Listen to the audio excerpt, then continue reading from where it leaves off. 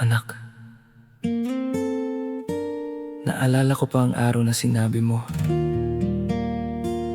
hindi si Kobe, hindi si Curry, hindi si Lebron, hindi si Jordan. Ikaw ang idol ko, Papa. Sa bawat batang humahawak ng bola, may pangarap na hindi nakikita ng iba.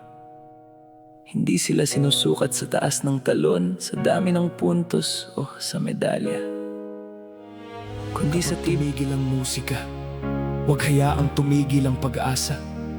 Kapag humina ang boses, maging tinig tayo ng pagmamahal. Kapag may batang muling mangarap, alalahanin natin na bawat pangarap ay dapat umuwi ng ligtas. Sabi mo pa nga kay Maki, magiging MVP tayo sa UAAP.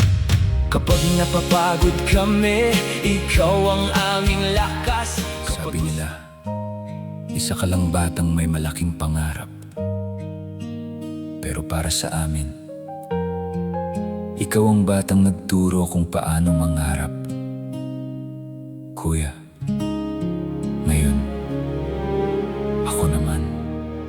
Pobet, anak, hanggang ngayon, hindi pa rin matanggap ng puso ko na wala ka na. Araw-araw akong nagigising, umaasang maririnig ko ulit ang boses mo. May katotohanang dapat malantad, may buhay na hindi dapat nakalimutan.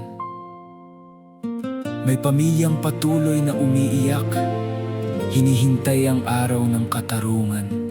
Sabi mo pa kay Coach, 5 taon na kong hindi babalik sa Davao dahil kailangan kong iahon sa hirap ang aking pamilya. Sabi mo pa sa interview sa palarong pambansang Final MVP Award, I'm just a kid with a big dream, hindi namin yan makakalimutan. Dalawang pangarap ang biglang naputol, dalawang ngiti ang hindi na bumalik.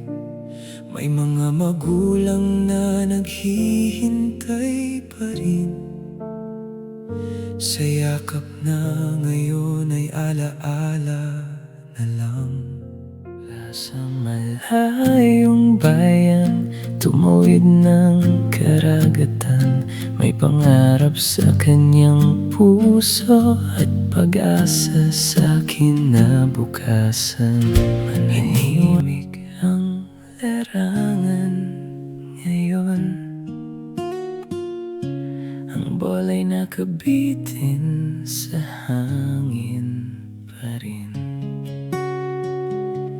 Iniisip ko ang iyong huling laro nang pinairal mo ang buong Davao para sa amin sa palarong pambansa.